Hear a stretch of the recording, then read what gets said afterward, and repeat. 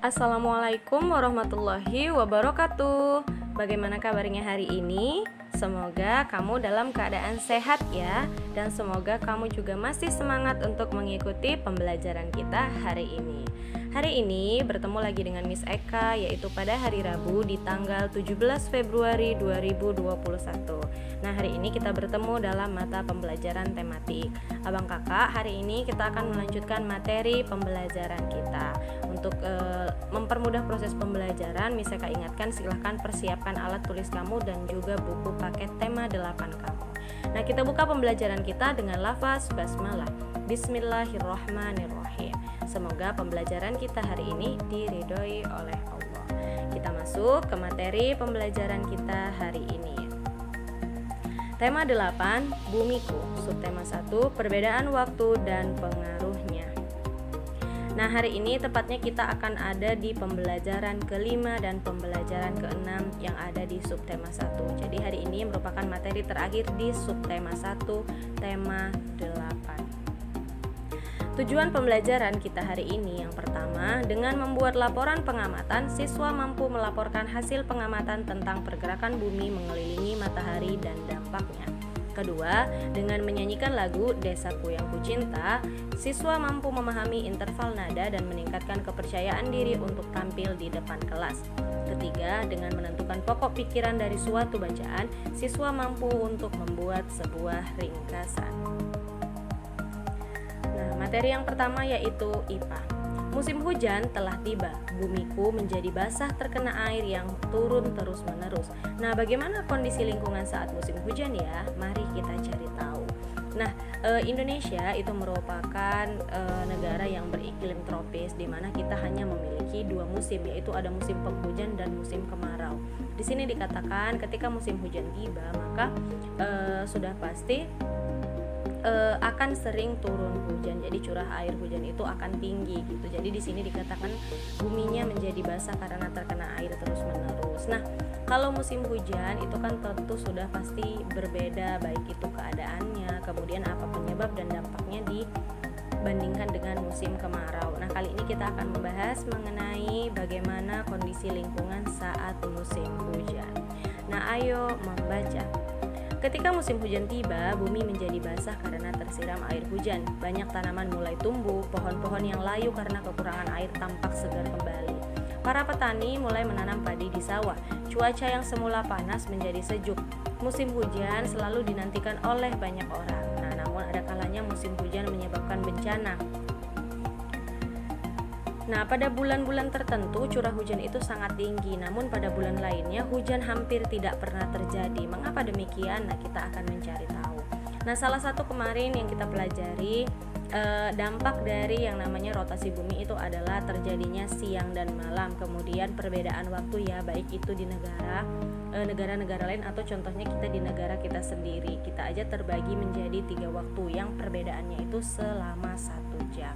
Nah, jadi di sini kan kita akan memahami mengenai perbedaan musim yang terjadi akibat rotasi bumi. Jadi abang kakak, yang namanya ketika bumi itu berotasi, selain perbedaan siang dan malam, ada yang namanya terjadi perubahan musim. Contohnya di Indonesia saja kita punya 2 musim, ada musim penghujan dan musim kemarau.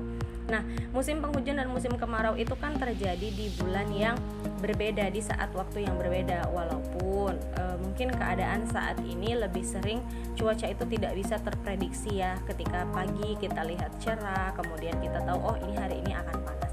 Nah, kemudian bisa jadi saat siang atau sore hari tiba-tiba hujan yang sangat-sangat deras atau sangat lebat.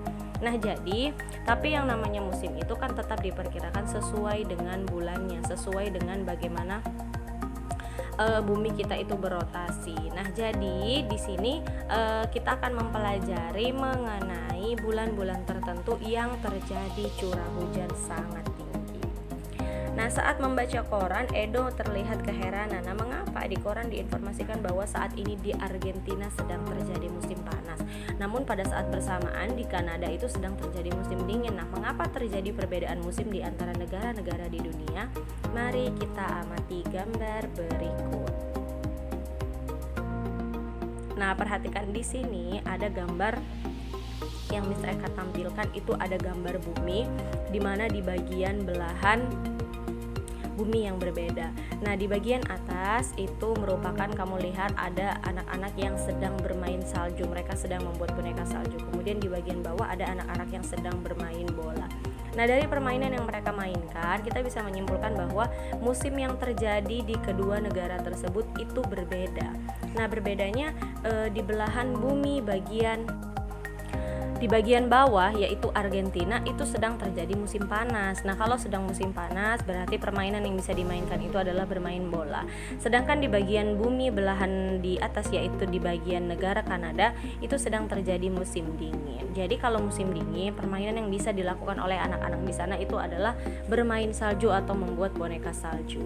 Nah, kalau kita di Indonesia, kita hanya bisa mengalami yang namanya musim panas kan contohnya. Nah, kalau musim hujan biasanya ada mungkin permainan yang bisa dilakukan, misalnya bermain kapal-kapalan bersama teman. Itu pun tergantung, kalau curah hujan sangat tinggi itu tidak bisa dilakukan. Nah, jadi kita hanya bisa bermain di waktu atau di saat musim panas. Jadi abang kakak, kenapa terjadi perbedaan musim antara Argentina dengan Kanada? Di sini kita akan membahas mengenai perbedaan musim tersebut. Nah, ayo mengamati. Amatilah gambar berikut untuk memperjelas jawaban kamu. Nah, perhatikan di sini kalau kamu lihat ada 4 gambar bumi. Bukan berarti bumi ini ada 4, tidak. Bumi itu hanya ada 1. Inilah yang kita tinggali atau yang kita tempati saat ini. Nah, kenapa di sini ada 4? Di sini menjelaskan per periode atau per bulan, di mana di bulan tersebut terjadi musim yang berbeda. Nah, ingat kan bumi itu terbagi menjadi 2 bagian, yaitu ada kutub utara dengan kutub selatan. Nah, KU itu adalah kutub utara, KS adalah kutub selatan. Nah, di sini perhatikan di tengah ini ada matahari. Di bagian tengah ini ada matahari. Kemudian bumi ini kan berotasinya itu seperti biasa kebalikan dengan arah jarum jam ya abang kakak. Jadi dari arah kanan ke kiri. Nah, di mana kamu lihat nih di bagian yang pertama, di sini ada keterangannya. Dimulai dari yang pertama, di sini ada pada 21 Juni awal musim panas di belahan bumi utara, sedangkan awal musim dingin di belahan bumi selatan. Kemudian di sini ada 23 September awal musim gugur di belahan bumi utara dan musim semi di belahan bumi selatan. Sedangkan selanjutnya ketika pada tanggal 22 Desember awal musim dingin di belahan bumi utara dan awal musim panas di belahan bumi selatan. Nah, yang terakhir pada tanggal 21 Maret itu awal musim semi di belahan bumi utara dan awal musim gugur di belahan bumi selatan. Nah, ini menandakan karena bumi kita berputar mengelilingi matahari, jadi posisi bumi kita pasti berbeda setiap di beberapa bulan. Nah, semalam masih ingat kan, bahkan ketika berputar selama sebanyak 1 derajat aja itu membutuhkan waktu 15 menit. Membutuhkan waktu 4 menit, mohon maaf ya bang kakak. Setiap dia berputar atau berotasi 1 derajat, maka dia itu membutuhkan waktu selama 4 menit. Nah, jadi di sini pada bulan Juni, September, Desember, kemudian Maret itu semua akan mengalami perbedaan musim di bagian bumi baik itu utara maupun selatan. Contohnya saja nih di sini pada tanggal 21 Juni. Jadi, abang kakak pada tanggal 21 Juni sampai ke 23 September yang terjadi itu adalah ini, bahwa terjadi awal musim panas di belahan bumi utara dan awal musim dingin di belahan bumi selatan.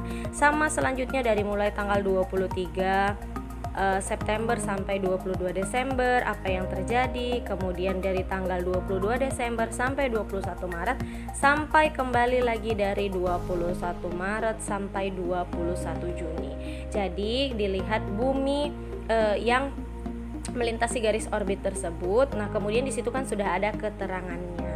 Jadi ada fakta-fakta mengenai gambar di atas. Yang pertama, bahwa bumi membuat sebuah jalur atau orbit yang berbentuk elips saat mengelilingi matahari yang disebut revolusi. Kemudian Yang kedua, jalur atau orbit ini ditempuh dalam waktu 1 tahun untuk satu putaran. Nah, perhatikan tadi kan 1 tahun ya untuk satu putaran saat berevolusi.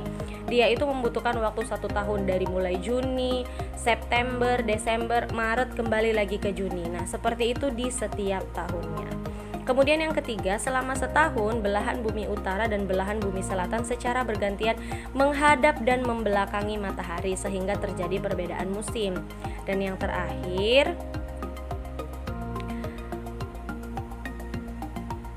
nah, akibat dari revolusi bumi terhadap matahari, negara yang berada di belahan bumi utara dan selatan setiap 3 bulan sekali mengalami perubahan musim. Nah, mohon maaf ya abang kakak, ini merupakan revolusi bukan rotasi. Nah, rotasi kemarin yang kita pelajari saat terjadinya perbedaan waktu. Nah, ini kalau perbedaan musim itu disebabkan oleh revolusi bumi. Nah, revolusi bumi dia juga sama ya, dia mengelilingi mataharinya itu dengan arah yang berlawanan dengan arah jarum jam. Nah, jadi namanya dia dalam setiap 3 bulan sekali berubah musimnya. Jadi dalam 1 tahun kita mengalami 4 musim di bumi ini ya nak, bukan hanya di Indonesia. Maksudnya di bumi ini, karena setiap 3 bulan sekali itu mengalami perubahan musim di masing-masing negara. Nah, perhatikan, Kanada itu kan terletak di belahan bumi utara. Sebaliknya, Argentina itu terletak di belahan bumi selatan. Nah, jadi pada saat matahari memanasi bumi bagian selatan, Argentina itu mengalami musim panas. Sebaliknya, negara yang terletak di bagian belahan bumi utara seperti Kanada itu mengalami musim dingin.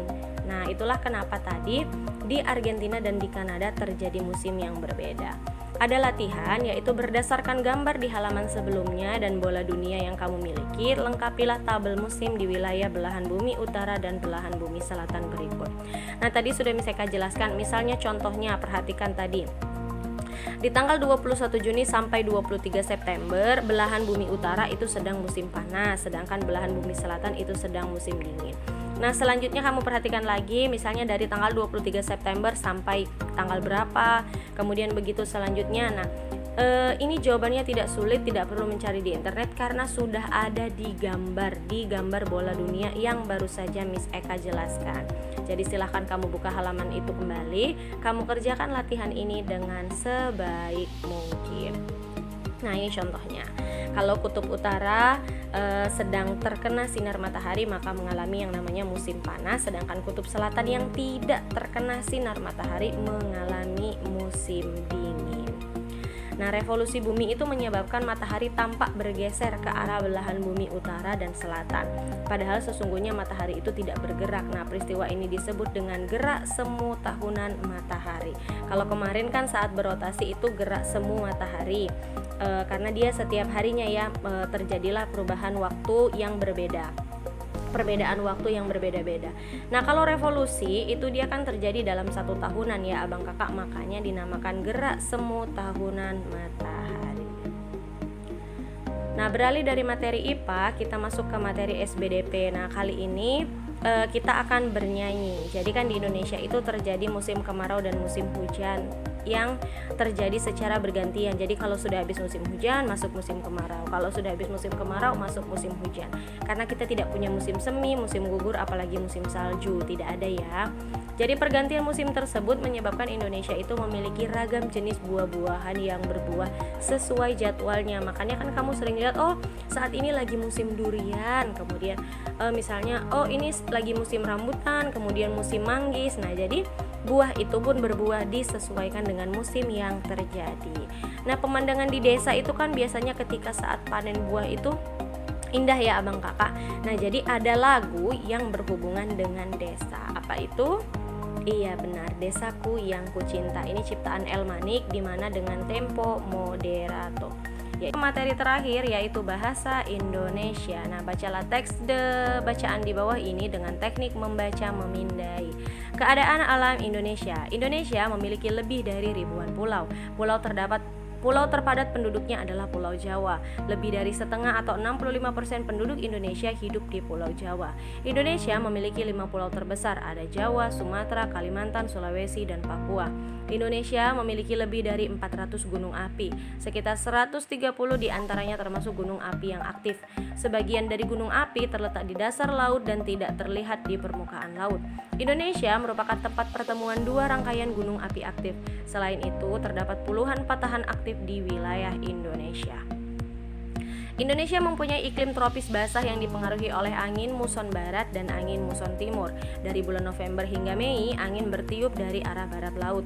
Angin ini membawa banyak uap air sehingga pada bulan tersebut Indonesia mengalami musim hujan. Nah, bulan Juni hingga Oktober, angin bertiup dari tenggara. Angin ini bersifat kering sehingga pada bulan tersebut Indonesia mengalami musim kemarau. Suhu udara di dataran rendah Indonesia berkisar antara 23 derajat Celcius sampai 28 derajat Celcius sepanjang tahun. Namun, suhu juga sangat bervariasi. Rata-rata mendekati 40 derajat Celcius pada musim kemarau di Lembah Palu, Sulawesi, dan Pulau Timur. Suhu di bawah 0 derajat Celcius di Pegunungan Jaya Wijaya, Papua. Nah, terdapat salju abadi di puncak-puncak pegunungan di Papua, seperti Puncak Trikoro, yaitu Gunung Wilhelmina 4730 meter, dan Puncak Jaya Kartes di 5030 meter. Nah, curah hujan di Indonesia rata-rata 1600 mm setahun. Daerah dengan curah hujan rata-rata tinggi sepanjang tahun adalah Aceh, Sumatera Barat, Sumatera Utara, Riau, Jambi, Bengkulu, sebagian Jawa Barat, Kalimantan Barat, Sulawesi Utara, Maluku Utara, dan Delta Membramo di Papua. Nah, bacaan di atas itu merupakan contoh sebuah teks non-fiksi. Apa yang kamu ketahui tentang pengertian teks non-fiksi? Iya, teks non-fiksi itu kan merupakan karangan yang dibuat berdasarkan fakta, realita, ataupun peristiwa yang benar-benar terjadi. Jadi tulisan non-fiksi itu biasanya berbentuk tulisan ilmiah dan ilmiah populer. Laporan, artikel, feature, kemudian skripsi, tesis, disertasi, makalah, dan sebagainya. Jadi perbedaan antara fiksi dan non-fiksi itu terletak pada masalah faktual dan tidak, imajiner atau tidak. Perbedaan antara keduanya sama sekali tidak ada hubungannya dengan gaya bahasa atau apapun selain masalah fakta atau khayalan. Nah, non-fiksi itu terbagi menjadi dua. Yang pertama ada non-fiksi murni, yaitu pengembangan berdasarkan data-data autentik. Yang kedua non-fiksi kreatif yang berawal dari kata autentik kemudian dikembangkan sesuai imajinasi penulisnya, yang pada umumnya dalam bentuk novel, puisi, atau prosa. Nah, itu mengenai teks non-fiksi. Jadi banyak sekali ya karangan-karangan non-fiksi yang bisa kita temukan. Tapi kalau seperti novel, dongeng itu merupakan karya fiksi, yaitu khayalan, bukan non-fiksi yang berdasarkan fakta. Nah, materi tersebut menutup materi pembelajaran kita hari ini. Silakan kamu kerjakan latihannya dengan sebaik mungkin. Kalau sudah selesai, silakan kamu kirimkan melalui WA Miss Eka. Nah, Miss Eka ucapkan terima kasih untuk kamu yang sudah menonton video ini dari awal sampai akhir. Kita tutup pembelajaran kita dengan lafaz hamdalah. Alhamdulillahirabbil alamin. Sampai jumpa di materi pembelajaran selanjutnya. Assalamualaikum warahmatullahi wabarakatuh.